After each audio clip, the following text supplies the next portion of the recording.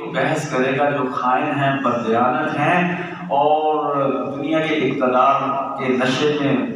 مست ہوئے ہوئے، ان کے لیے جو بحث کرے گا، جو ان کی صفائیاں دے گا، وہ خوب جان لیں کہ کل اللہ کے حضور کیا بات کر سکے گا، کسی کو جرأت نہیں ہوگی۔ اور فرمایا کہ تم جو چھپ کر کرتے ہو وہ اللہ کے حضور ہر چیز ظاہر ہے، اللہ ہر چیز کا احاطہ کیے ہوئے ہے۔ تم لوگوں کے سامنے تو بڑی پارسائی اور بڑے دعوے رکھتے ہو، لیکن چھپ کر جو تم کر رہے ہوتے ہو اس بات کو اللہ جانتے ہیں۔ فرمایا اگر تم توبہ کر لو تو اللہ معاف کرنے پہ قدرت رکھتے ہیں، دنیا میں ہی اگر رجوع کر لو اللہ کی طرف، معافی مانگ لو، اگر سدھر جاؤ، معافی مانگ لو، اللہ سے عافیت مانگ لو تو سارے معاملات سدھر سکتے ہیں۔ کاش ہماری قوم اللہ سے رجوع کرے، اللہ سے معافی مانگے، اللہ سے حالات کے سدھر جانے کی دعائیں کرے، اپنی اولاد کو ان کی ظالموں کے سپرد کر کے ہم دنیا سے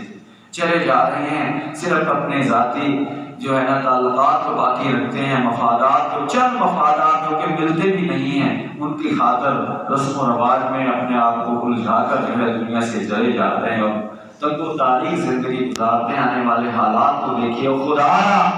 اسلام ہی وہ واحد دین عظیم ہے جس میں سلامتی ہے، عظمت ہے، رحمتیں ہیں، راحتیں ہیں، تحفظ ہے، عدل و انصاف ہے،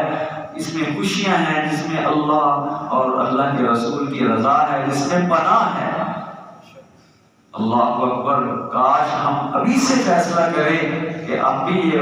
یہ جو الیکشن سلیکشن کا سیزن آ رہا ہے، اس میں ہم نے جو فیصلہ کرنا ہے حق پہ قائم رہنا۔ ہماری طرف سے کوئی کامیاب ہو نہ ہو، ہم یہ ضرور دیکھیں گے کہ یہ بندہ خدا اللہ کے دین سے کتنا مخلص ہے، ملک و قوم سے کتنا مخلص ہے، اور لوگوں کی خاطر کتنی محنت کر سکتا ہے۔ یہ گھر بار چھوڑ کر اظہار کر کے لوگوں کے لیے کتنا دکھ درد اس کے سینے میں ہے، یا صرف اقتدار اور تختیاں لگانے پہ، گلوں میں ہار پہنانے میں، اور پھر آگے جا کر اپنے مفاد کی خاطر ایسی جماعتوں کو سپورٹ کرنے میں سب کچھ اپنا ہمیں فروخت کراتا ہے۔ یا ملک و قوم کا امین ہے، واقعی سارے کو امین ہے تو اس کی حمایت کیجیے اور اللہ سے مانگ کر کیجیے، وگرنہ